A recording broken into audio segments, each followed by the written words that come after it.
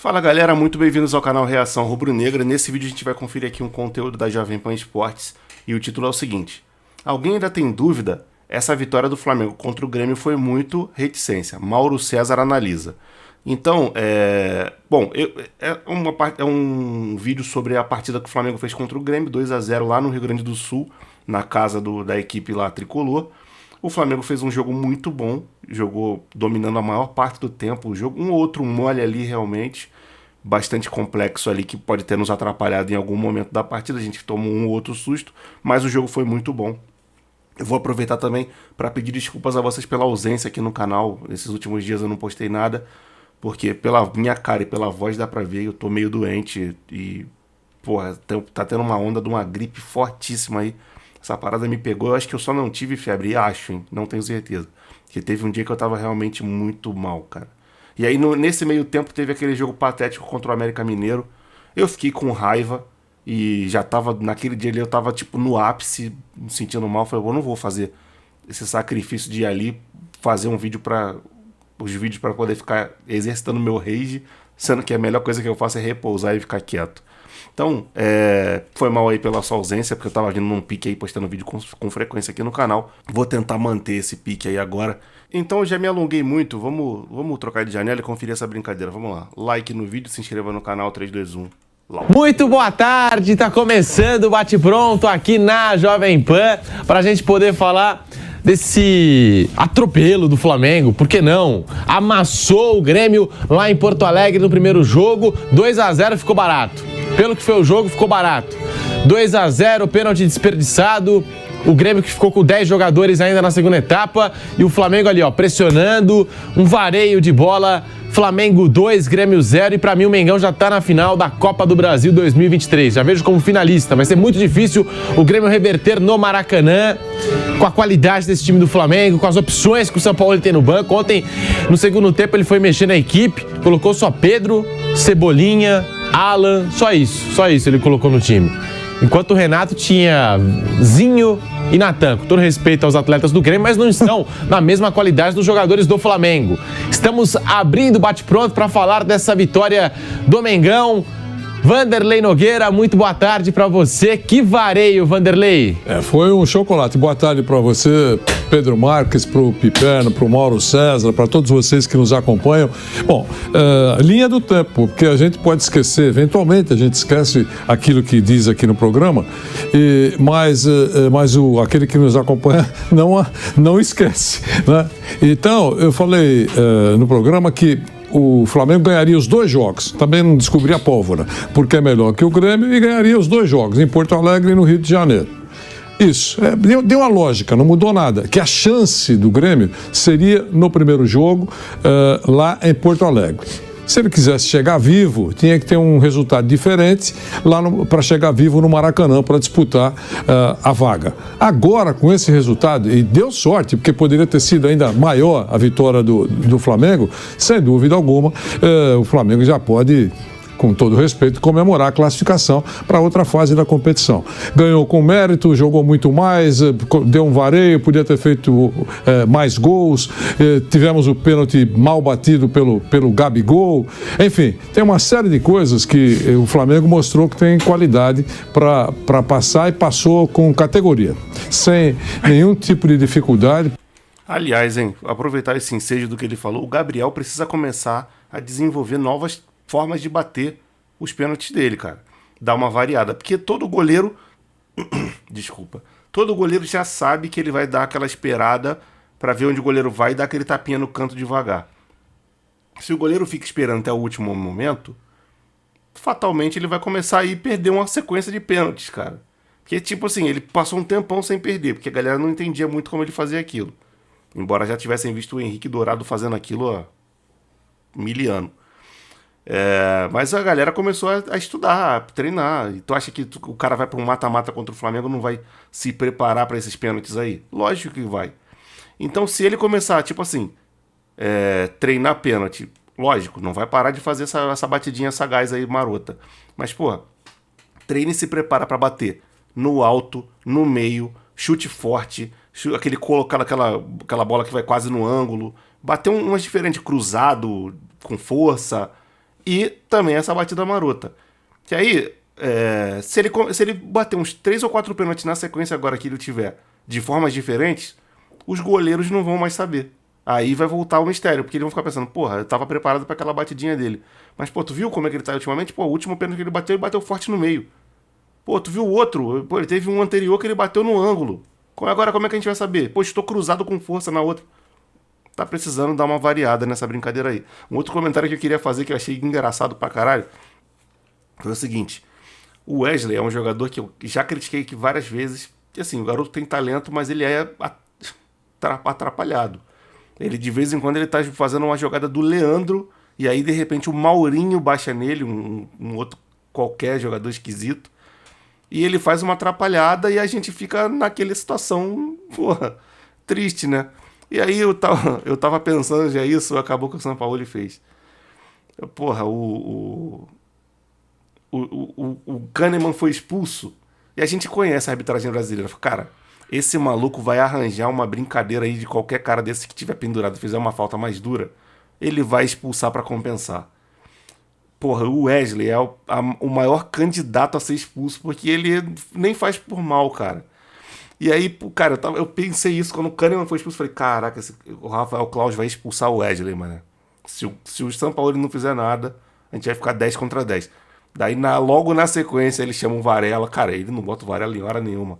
Mas ele chama o Varela pra entrar em campo. Porque realmente, mais 10, 15 minutos, o Wesley ia acabar sendo expulso. Porque ele tava num embate ali ferrenho contra o Reinaldo. O Reinaldo ia arranjar uma treta pra expulsar o Wesley em algum momento ali, até porque o Reinaldo, embora não seja um grande jogador, tem mais experiência, né? Aí, cara, na hora o São Paulo teve a mesma leitura. Não tô dizendo que eu seja, nossa, mas ele, pô, que qualquer um que tava pensando um pouco, conhece como é o futebol do Wesley e sabe o que pode acontecer e vê que ele tá com um cartão e acabou o cara do outro time ser expulso, qualquer cara inteligente vai pensar isso, pô. Poderia ter sido mais, eu insisto nisso. O primeiro tempo foi muito legal, foi muito bom. No segundo, nem tanto, mas realmente foi uma apresentação muito legal do Flamengo. A torcida deve estar entusiasmada e com razão. E o primeiro tempo de ontem acho que já valeu pelos 2 tempos de Itaquera, né? O jogo Corinthians e São Paulo, pela intensidade e velocidade do jogo.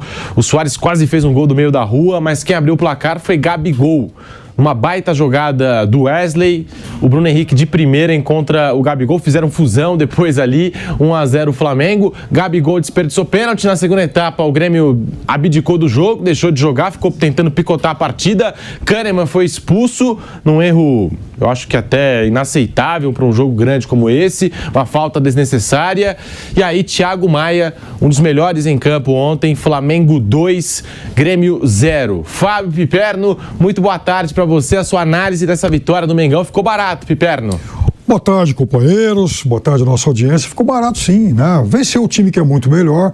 E veja, você acaba de destacar aqui o Thiago Maia e a participação do Wesley no primeiro gol. Então a gente está falando de jogadores que não são exatamente as estrelas do Flamengo, mas eles também atuaram muito bem ontem, né? E o quarteto, especialmente no primeiro tempo, sobrou. O Flamengo, e a gente tem falado isso quase que diariamente aqui, o Flamengo sozinho ele é melhor do que um hipotético combinado dos outros 3 semifinalistas, né? Sobra. E ontem mostrou mais uma vez que está muito acima do Grêmio. Então, claro que num jogo de campeonato regular entram outras variáveis, o São Paulo vai mexer mais no time e tal, mas no momento de decidir com o jogador, né, muito mais motivado e tal, a lógica é o time melhor se impor. O que aconteceu ontem, até com alguma facilidade. Isso não é demérito nenhum ao Grêmio. Veja, o Grêmio que acaba de retornar da Série B, hoje ele é o vice-líder do Campeonato Brasileiro com um jogo a menos, inclusive. Alcança a semifinal da Copa do Brasil e, com isso, claro que ele vem tendo uma temporada, por enquanto, mais do que honrosa e provavelmente muito acima da expectativa. Pô, mano, não acho que é acima da expectativa, até porque com aquele time que tinha, o Grêmio não era pra ter caído ano passado. Ano passado? Ano retrasado. Ano passado o Grêmio subiu. Aquele time ali não era time pra cair. Até porque, assim, o Cruzeiro também não tinha um time pra cair. Mas, pô, o Cruzeiro tava uma zona, né, mano? Lá o bagulho tava louco. Mas o Grêmio não. O Grêmio faz uma gestão bacana até. O time é bem gerido. E tem bons jogadores. Já tinha em 2021. Não era time pra cair pra segunda divisão. E aí mantiveram uma espinha dorsal, embora alguns medalhões tenham saído do time. E esse ano, com reforços aí, principalmente o Luis Soares, grande jogador, vem fazendo uma campanha muito boa aí ao longo do ano. Então, sei lá, não acho que é acima do esperado a campanha do Grêmio no Grêmio. Quando caiu, não era para ter caído. Subiu da Série B com certa facilidade e tá jogando bem porque é um time bom. Agora, se você for avaliar no frigir dos ovos aí, não é um time bom melhor que o do Flamengo. O Flamengo tem realmente um time bem melhor. O que não quer dizer que ele seja hoje, né, no atual momento, um time em condições de enfrentar no mano a mano o Flamengo. Acho, inclusive, que ontem o Renato, eu acho que ele pensou bem, teve até uma boa intenção quando ele mexe no time ainda no primeiro tempo. E eu defendo que quando as coisas estão muito erradas, o técnico não precisa esperar o intervalo. Ele arriscou e fez com que o time dele ficasse ainda mais vulnerável quando tirou um dos 3 zagueiros para colocar um jogador mais à frente. Isso aí ele fez mais para aparecer do que para consertar alguma coisa. Porque aquele esquema dele ali, o jogo estava bastante até parelho no primeiro tempo, embora o Flamengo tivesse melhor, com mais a bola e etc. E aquilo ali é coisa para jogar pra torcida. Vou botar mais um atacante, tirar um zagueiro, vamos pra dentro deles, que não sei o quê. Não vi. Tem que consertar. Até porque ele fez essa alteração, já era quase 43 do primeiro tempo. Ele podia perfeitamente ter esperado ir pro intervalo, ou fazer essa alteração, ou conversar com os caras para melhorar o posicionamento e reter um pouco mais a bola. Não foi o que ele fez. Ele quis jogar pra torcida nessa parada aí. Acho que o Renato quis mais aparecer do que fazer realmente uma alteração tática. Perdendo um jogo em casa, eu até compreendo a linha de raciocínio dele. Mas realmente deu muito errado, até porque depois também houve a providencial colaboração do Kahneman, que é o jogador que mais toma cartões no futebol brasileiro há muito tempo. A única chance do Grêmio era jogando em casa. Perdeu por 2-0, agora vai ficar muito difícil lá no Maracanã. O Renato que tirou o Bruno Vini, que tinha cartão amarelo, para colocar o Ferreira, perdia o jogo por 1-0, o Flamengo ali em cima pressionando e tal, então ele não encontrou outra alternativa, teve que colocar um atleta mais ofensivo, abdicou dos 3 zagueiros. Mauro César, muito boa tarde para você. Esse domínio do Flamengo, 60% de posse de bola, 2-0, perdeu o gol de pênalti. Chegou a mais de 70% de posse de bola. E mais de 600 passes trocados. Queria que você falasse desse jogo, Mauro. Boa tarde. Boa tarde, Pedro, companheiros. Bem, primeiro, acho que se alguém tem dúvida de que o time escolhe jogos, né, acho que acabou, né? Ou alguém vai insistir que não. A diferença de comportamento do Flamengo sábado contra o América, acomodado ali, preguiçoso, achando que venceria como do bem entendesse, no Maracanã para o jogo de ontem, é abissal, é uma diferença brutal. É sempre bom entender que quando eu digo isso, não significa que os jogadores se reúnem, né, fazem um grande comitê ou um petit comitê e falam, olha, vamos resolver aqui, vamos correr hoje? Não, hoje sim, hoje não é isso. É uma coisa meio do interior de cada um. O cara entra em campo, putz, América aqui, né, Maracanã tá cheio, não preciso me matar aqui, eu ganho fácil esse jogo. Não é assim, não é assim, essa é a grande questão. Agora, o Grêmio, fora de casa e tal, aqui a parada é diferente. Embora ultimamente não tenha sido assim, né? É o 6º jogo em Porto Alegre que o Flamengo não perde pro Grêmio. 4 vitórias, 2 empates. Esses 2 empates foram da Libertadores 2019, que para mim, daquele confronto que teve o 5-0, o primeiro tempo daquele jogo, foi o maior domínio que o Flamengo teve sobre o Grêmio naqueles 2 confrontos. Jorge. Me arrisco a dizer que aquele primeiro tempo que o Flamengo fez contra o Grêmio em 2019, vou até voltar um pouquinho pra gente não perder o Mauro, primeiro tempo que o Flamengo fez em 2019 contra o Grêmio, na Arena do Grêmio, que foi 1-1 aquele jogo, que o VAR tava absurdo.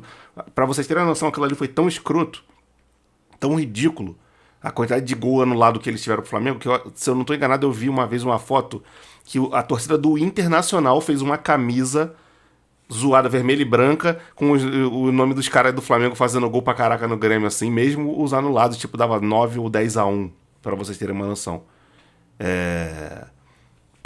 Me arrisco a dizer, voltando, né, pra não perder o raciocínio, que a doença tá tomando conta de mim aqui, que esse primeiro tempo que o Flamengo fez contra o Grêmio, na Arena Grêmio, em 2019, pela semifinal da Libertadores, foi o melhor momento do Flamengo naquele ano. Naquele primeiro tempo ali, mas o 5-0 o Flamengo jogou bem, muito bem. Os gols, a bola foi entrando. Mas na Arena Grêmio aí, eu não vi Eu não vi em 2019 o Flamengo dominar um adversário como dominou o Grêmio na casa deles em 2019, naquele primeiro jogo da Libertadores lá, da semifinal. Aquilo ali foi absurdo. Te convido a procurar aí o VT da partida, dar uma olhada naquele... Nossa, mano. Nem sei se é isso que o Mauro vai falar, mas se for, eu já tô concordando. Que teve o 5-0, o primeiro tempo daquele jogo, foi o maior domínio que o Flamengo teve sobre o Grêmio naqueles dois confrontos, Jorge Jesus contra Renato, e teve 3 gols anulados pelo VAR da Sul-Americana, que é uma espécie de embrião desse VAR horroroso da CBF, né? Ninguém entendia que aquela marcação também, então anularam 3 gols do Flamengo, foi 1-1, surreal. mas a supremacia foi absurda, era para ter vencido aquele jogo, e o outro, aquele jogo que o Renato foi acusado por parte da torcida de entregar o jogo pro Grêmio, né? Que o Flamengo vencia, tinha um jogador a mais, empatou 2-2, ele treinava o Flamengo na ocasião, e o Grêmio lutando contra o rebaixamento empatou 2-2. O outro jogo vencível, Teve isso, acho que parece o Vitinho parar de fazer gol, sei lá. digamos assim. Então são 4 vitórias e 2 empates, e os 2 empates, jogos que o Flamengo deveria ter vencido. Jogou para vencer, foi melhor, e um deles com essa polêmica. Eu não acredito, evidentemente, que o Renato tenha entregue aquele jogo. Ele, na verdade, mexeu mal no time. Como ontem também ele foi muito mal. Porque o Renato é um técnico muito inferior ao Sampaoli, ao Jesus, ao Abel Ferreira, esses caras todos. Primeiro, as perseguições individuais, a marcação individual. Ele não consegue montar o time de outra maneira. O Kahneman, já veterano, é mais complicado, né? Ele sai para caçar o tempo todo. Aí tem um jogo contra o Atlético Mineiro que ele foi bem. Todo mundo se empolga. Ontem, o Flamengo, eu acho que o São Paulo foi bem ao escalar o Gabigol mesmo, dando no Montual no sábado, porque ele com o Bruno Henrique, de fato, eles têm uma movimentação, mais o Arrascaeta, e aquilo faz com que os jogadores do Grêmio, os zagueiros, tenham que sair para caçar toda hora, sair em perseguições, isso vai desmantelando a defesa. E depois da troca, piorou mais ainda, porque deixou de ser o zagueiro da sobra e teve que trabalhar mais ainda fazendo esse tipo de combate aos adversários, o Kahneman. E acabou sendo expulso, ele tem mais cartões do que o Felipe Melo, né? Mais de 100 cartões amarelos. Por ter mais cartões, o Felipe Melo é uma grande proeza, né? E ele tem mais cartões do que o Felipe, o que é impressionante. E muito porque esse tipo de jogada, é um cara já mais veterano, pesado, chega atrasado na jogada, sempre foi um jogador muito viril, até quando o São Paulo pensou em contratá-lo, puxaram na época a ficha dele, ele foi vendida a ideia de que ele era um jogador mais violento até do que de fato é em alguns momentos, e ele acabou tempos depois indo para o Grêmio, que antes o São Paulo pensou em contratá-lo, quando ele estava no São Lourenço, se não falha a memória. Mas enfim, aí o Renato foi muito mal, a troca, para mim, é uma troca para jogar para arquibancada. Qual a necessidade do Ferreira entrar no lugar de um zagueiro, no caso do Vini, nos acréscimos do primeiro tempo? Porque não espera o intervalo. Exatamente. Aquilo ali é para mostrar para você, olha, o Renato está inconformado. E parte da mídia gaúcha vende isso. Não, acabei de falar isso, gente. É isso aí, a visão é essa, pô. Só não viu quem tava de sacanagem. Que ele trocou, porque tá inconformado, tirou o zagueiro, botou um atacante para ir para dentro do Flamengo. Não foi, cara. Aquilo ali é pra jogar pra torcida, porque ele sabia que vai perder a partida pro Flamengo em Porto Alegre, e se ele não fizesse nada, a torcida do Grêmio ia cair pra dentro dele, pô. Aquilo ali é pra mostrar pra você, olha, o Renato está inconformado. E parte da mídia gaúcha vende isso. Não, o Renato, ele fica quicando na beira do campo, né? Gesticula, o Renato ele não está gostando do que tá. Parece que ele não tem nada com aquilo que tem a ver. Ele que escalou aquele time, ele que treinou, ele que preparou a equipe, e aí ele muda antes do intervalo, pra dar uma sensação. Cara, foi nos acréscimos. Espera acabar o primeiro tempo. Conversa com os jogadores, tira o zagueiro, explica direitinho, ele muda antes do intervalo. O Ferreira nem pegou na bola, se pegou uma vez na bola, entrou, logo depois foi pro vestiário para o intervalo do jogo. Então, assim, foi de fato um jogo que mostra uma diferença que existe grande entre os dois times. O time do Grêmio é muito frouxo na marcação ali, o meio campo, o Carvalho não marca ninguém, o Vila Sante estava mal ontem, o time muito pouco combativo, né? E o Flamengo venceu com facilidade, poderia ser mais, o Gabigol perdeu um pênalti, é o terceiro que ele perde esse ano, dos 7 que ele perdeu no Flamengo em 49 batidas. Aí tem um detalhe que eu acho que é interessante, ele nunca havia perdido um pênalti no Flamengo com o goleiro defendendo. Dos 3 que ele perdeu esse ano, 2 o goleiro defendeu. O do Volta Redonda, ontem o do Grêmio, e contra o Cruzeiro ele bateu na trave. Tá na hora de variar. Ou seja, os goleiros começam a perceber qual é a manha dele. Ontem o Gabriel Grando, ele foi muito inteligente, esperou até o final. Porque o Gabriel espera, né? O Gabigol espera, quando o goleiro faz um movimento, ele toca no cantinho. Então, quando ele ontem não conseguiu botar a bola muito no canto, o goleiro fez a defesa. Eu acho que ele precisa pensar um pouco em diversificar a batida. Uma hora bate desse jeito, outra hora bate uma pancada, outra hora bate cruzado, bate no alto. Acho que ele tem que diversificar. Porque os goleiros estudam, e ontem o goleiro do Grêmio está de parabéns, porque ele nitidamente estudou a batida do adversário e fez a defesa. E manteve ali uma esperança para o Grêmio. Mas nem isso adiantou, gente. Porque o Grêmio não teve reação, chutou uma bola no gol, o Soares foi totalmente dominado, o Fabrício Bruno fez um grande jogo, ele que entrou no lugar do Davi Luiz contundido, e alguns detalhes, assim, alguns jogadores que eu acho que tem que destacar. O Felipe Luiz foi um absurdo, né? Absurdo. Até muita gente falando, que pena que ele vai ter que parar. Não adianta, o tempo é implacável, o cara não consegue jogar seguidas partidas. É parecido com o Renato Augusto. Jogou pra caramba Renato Augusto na terça-feira. Eu falei, pô, mas ele não consegue jogar todo jogo. É um jogo especial. Pode ser que no fim de semana ele não joga, aí ele volta daqui a algum tempo. A gente não sabe nem se ele vai ter condição de jogo de volta. Tá a quantidade de lesões. Tomara que ele possa jogar, claro, mas é uma dúvida, sempre é uma dúvida. E o Felipe é a mesma coisa. Não são as lesões, é o desempenho físico, ele não consegue ter sequência. Cara, o Felipe Luiz, eu até esqueci de mencionar quando eu tava fazendo um panorama aí. O Felipe Luiz jogou o fino da bola, maluco. Esse maluco é muita experiência, só que realmente é isso que o Mauro tá falando. Né? O físico complica aí, a vida dele fica complicada, né? Mas, cara, realmente é uma pena que esse cara vai provavelmente se aposentar ao final do ano. E que ele já tá com a idade avançada, vai fazer 38 anos. Que, porra, joga muita bola. Como ele estava meio guardadinho ali, jogando poucos minutos, ele ontem acho que estava pronto, descansado, preparado e fez uma grande partida. O Vitor Hugo jogou muito bem. Acho que foi a melhor partida que eu vi do Vitor Hugo como segundo volante. Jogou muito bem. Eu acho outro ponto interessante do Flamengo. O Flamengo sem o Gerson rendeu mais. Acho que isso é bom para tirar o Gerson de uma zona de conforto que ele não merece. Ele não está jogando para isso, para ser um titular absoluto, apesar do São Paulo adorá-lo. E acho que foi assim, uma atuação muito convincente, o Flamengo foi muito bem, o Grêmio tem um time inferior, vem da Série B, o que o Renato falou na coletiva achei correto com relação a isso. Ele falou, a gente está vindo da Série B, o time deles é mais forte. Mas acho que ele poderia ter preparado melhor o time. A estratégia não funcionou, a mesma no jogo contra o Cruzeiro em Belo Horizonte, a mesma de sábado contra o Atlético no Porto Alegre, e ontem não funcionou porque é um adversário diferente, mais qualificado, que ontem jogou para valer. E achei também legal do Renato na coletiva, quando o repórter, não sei de que emissora, lá do Sul, ele jogou uma isca, né, para reclamar da arbitragem, e ele falou, não, eu vi o lance do Wesley, que pediram o cartão, vi agora do vestiário, não era para cartão nenhum, o Klaus apitou bem, um errinho ou outro, mas não interferiu em nada, perdemos o jogo e acabou.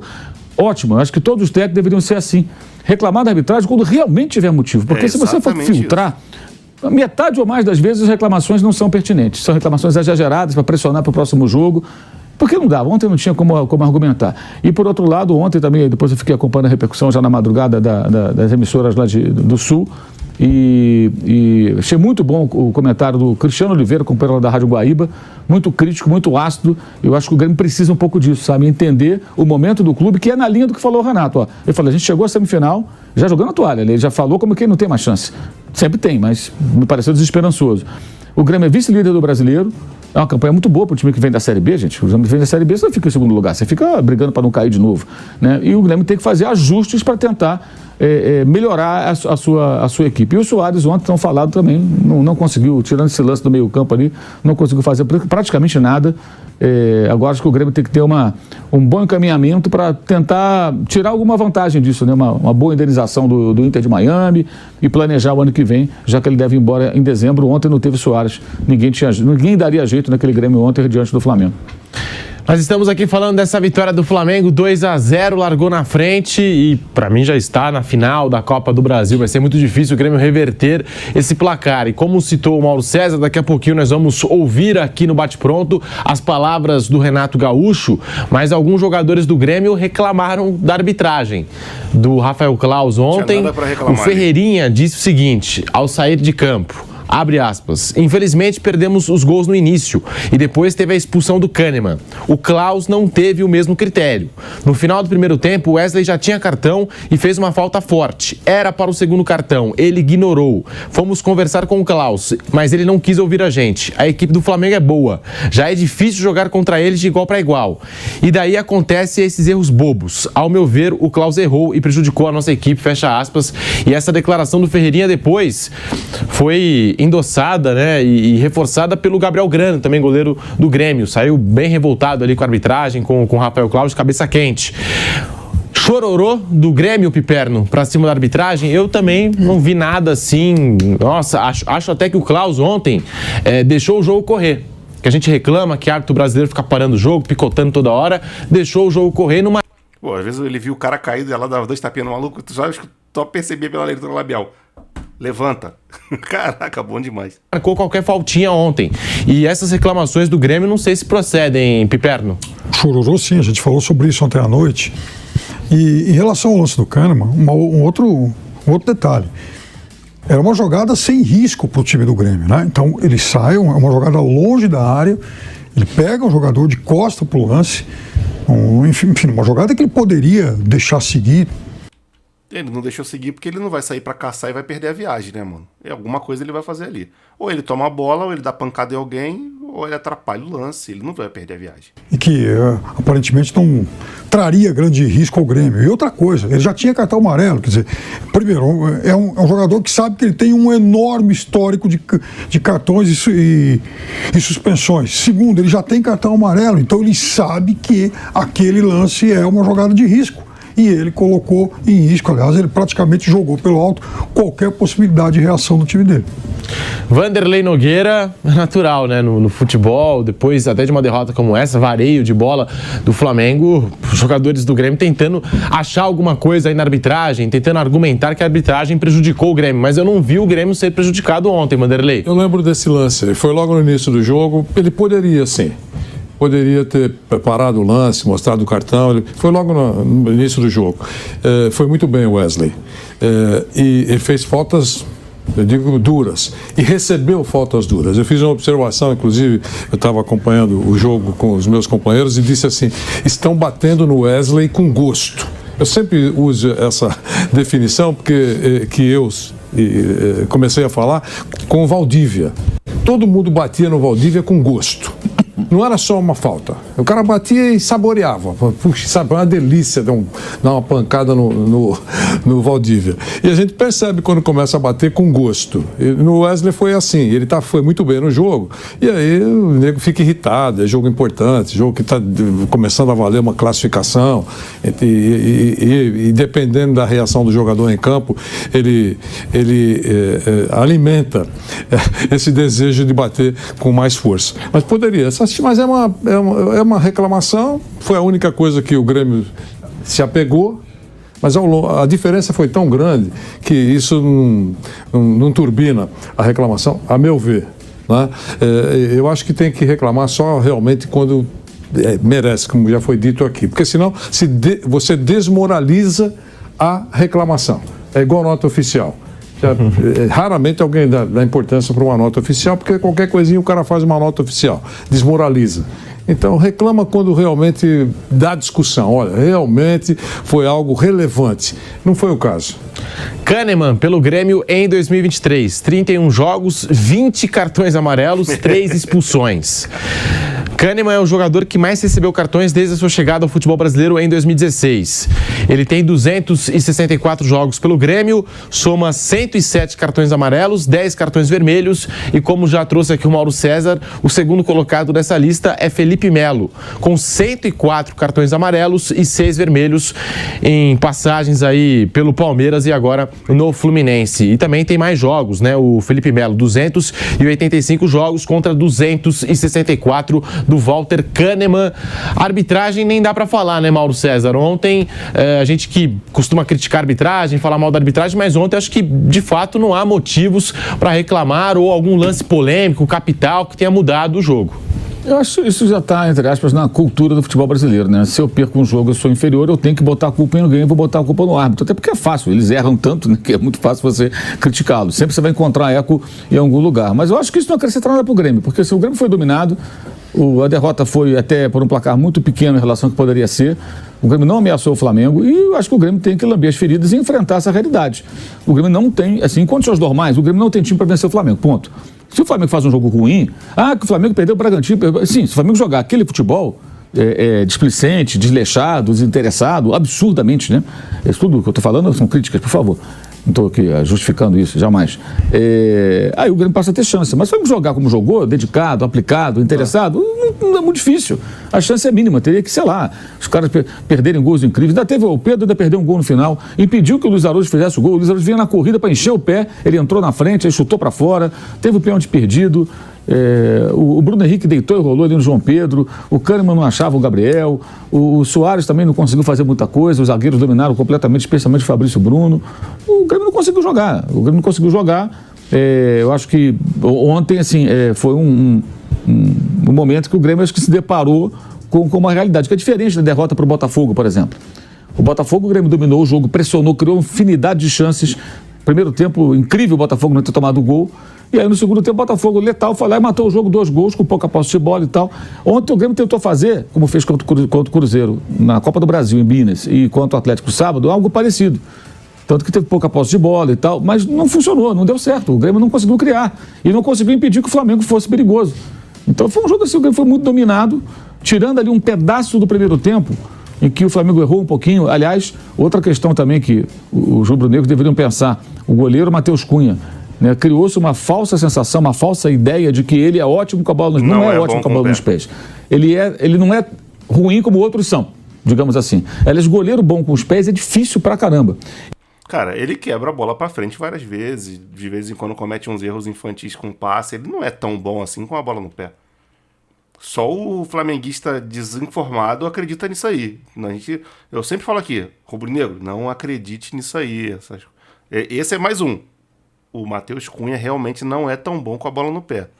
E há uma diferença do goleiro que é bom nos lançamentos, e isso até ele é bem razoável, e o goleiro que sabe fazer a linha de passe, o goleiro que sabe dominar uma bola, tocar curto. Ontem, de novo, quase entregou um gol para o adversário, no caso para o Grêmio, e ele isso não é a primeira vez que acontece. Ele não tem essa qualidade toda para fazer aquela saída como se fosse um jogador de linha, um goleiro linha do futsal, né, que é o técnico como o São Paulo gosta, que é para ter mais um jogador que participe da saída de bola, para dar opção. Ele não é um jogador com essa qualidade toda. E quase tomou um gol do meio de campo também. E também. Tentado. Exatamente. E o que acontece? Eu acho que ele é um goleiro jovem, é um goleiro em formação, ele tem qualidade, fez ótimas partidas, mas eu não acho que o Flamengo, o técnico, deveria tratar com assim, não, ele é intocável, o titular, não. Intocável é o Everton, esse é intocável, pode trazer 30 goleiros lá que dificilmente vai barrá-lo. Porque ele construiu essa história, o cara formado, experiente, um goleiro de um outro nível.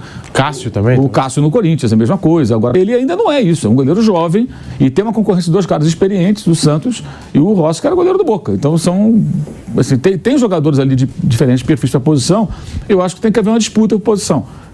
Que eu vejo muita gente, não, porque resolveu o problema do gol, eu tenho dúvidas. E ontem, de novo, se naquela jogada que ele erra sai o gol, esse jogo pode mudar a história, que era a chance do Grêmio. Sábado foi assim, o Grêmio fez um gol no começo, contra o Atlético, aí se defendeu, o Atlético pressionou, fez um gol anulado pelo VAR muito controverso, muito polêmico, né? Mas não conseguiu empatar. A estratégia não terá essa. E foi o momento que o Grêmio poderia ter conseguido, foi justamente esse momento que o Flamengo errou muito saída de bola, ele hesitou um pouco, depois, lá pelos 20 e poucos minutos, conseguiu de novo controlar o jogo, dali para frente, aí não teve mais chance. Aí o Grêmio não viu mais, e você viu a jogada do primeiro gol, que é uma jogada muito boa do Wesley, que fez uma grande partida, né? Que é o outro, né? Aí alguém vai achar que o Wesley agora não é o melhor lateral do mundo, o Flamengo deveria contratar um lateral.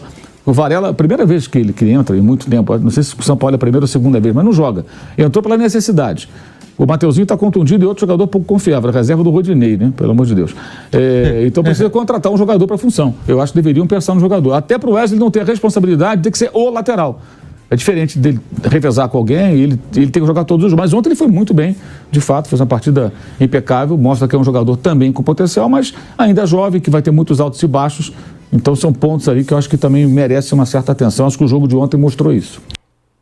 Eu concordo muito com o Mauro sobre o Wesley, eu já tinha falado no começo da partida, ele fez uma partida realmente muito boa.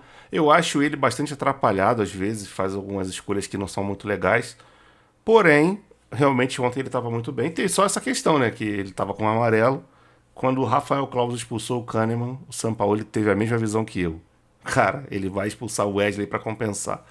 Aí Sampaoli, ó, malandro, vou botar o Varela, nem gosta dele, mas vou botar. Aí pronto, resolvido o nosso problema. Varela compôs ali, não fedeu nem cheirou. O jogo foi bom, a arbitragem foi legal, foi tudo ok.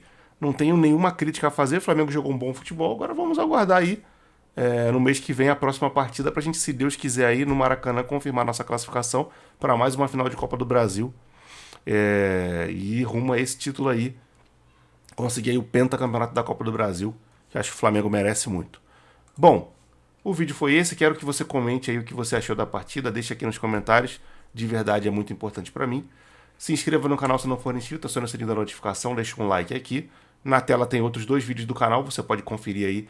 Se algum deles te interessar, você clica e continua vendo o vídeo do canal, porque isso ajuda bastante. Eu vou ficando por aqui, grande abraço para todo mundo, fique todo mundo na paz e fui.